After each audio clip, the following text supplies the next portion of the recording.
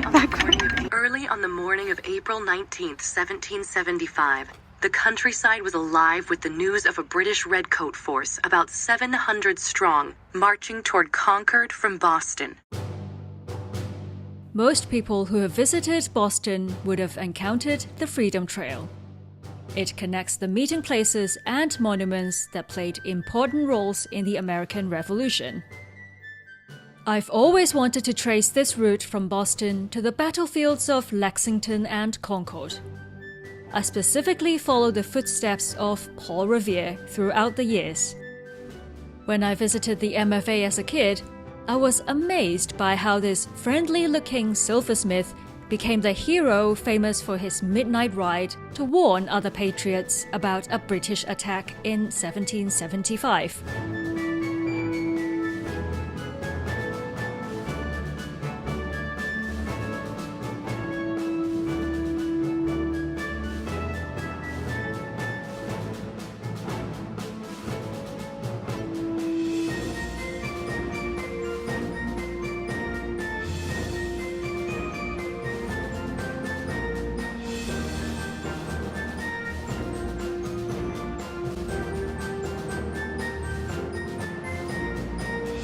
Boston has more historical sites related to the American Revolution and America's fight for independence than any other city.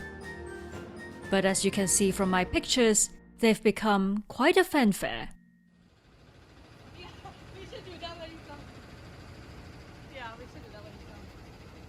Even the final resting place of Paul Revere is really noisy.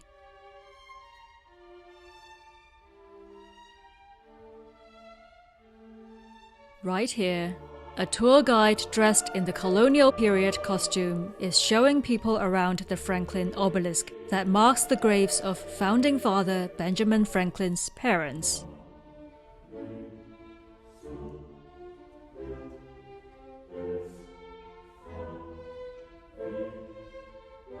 Visitors leaving coins on a headstone or at the grave is a sign of paying respect.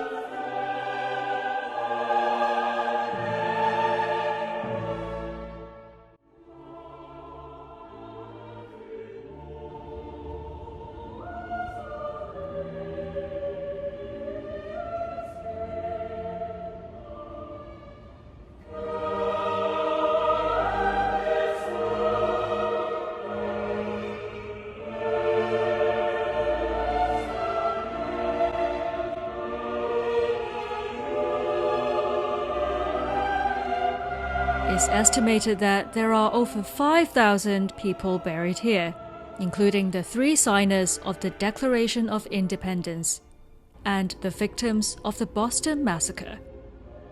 They were a bit more difficult to locate, and it can get really creepy when someone examines headstones for far too long.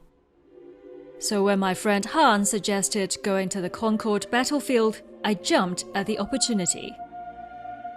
In my last video, I've deliberately shown an elaborate shot behind the old manse, because it overlooks North Bridge where the famous Battle of April 19th, 1775 took place. Here's the brief background history. As the Redcoats marched into town, Concord's minute and militia companies withdrew to the hills beyond the river. The commander of the British soldiers, Lieutenant Colonel Francis Smith, divided his men and sent them throughout the town to search for military supplies known to be hidden there. One detachment was sent over the North Bridge to search for stores and cannon hidden at Barrett's farm, a mile and a half further down the road. 3 companies, about 96 men, were posted between the bridge and the colonial militia. 4 companies proceeded to Barrett's farm. Meanwhile, the colonists were joined by men from the surrounding towns, increasing their numbers to more than 400 men. As the colonials watched in horror, smoke began to rise from the center of Concord. The Redcoats were burning some captured supplies, but the colonists feared the town had been set on fire. At a brief council, Joseph Hosmer demanded, "Will you let them burn the town down?" For the first time, Americans were ordered to fire on the king's troops. 2 redcoats were killed and 9 wounded, including 4 of the 8 officers present. Confused and outnumbered more than 4 to 1, colonial officers led their men down the hill. The redcoats pulled back to this side of the bridge and prepared to defend themselves. They fired warning shots, but the colonists continued to advance. The redcoats then fired a volley, this time into the colonial ranks. 2 colonists were killed. Here on the 19th of April 1775 was made the first forcible resistance to British aggression.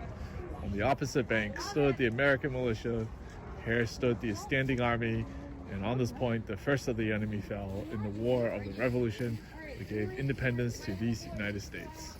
In gratitude to God and in the love of freedom, this monument was erected AD 18. Is that 86 or 36? I can't really see. Every time I go to battlefields in Europe, like World War I trenches in France, the areas always seem so much smaller than I imagined. The Concord River and the North Bridge also seem so close that maybe enemies could see each other's faces. They could perhaps see the gunshots and the bloodshed, the hostility or fear. Nowadays, ironically, it's a peaceful and picturesque spot for family portraits.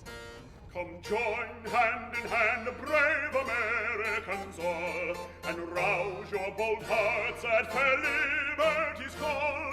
No tyrannous act shall suppress your faith. Alright, you guys want individual pictures of the boys? Yeah. Do you want sitting and standing? Sure. Okay.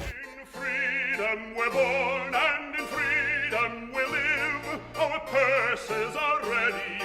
Steady, boys, steady. Not as slaves, but as free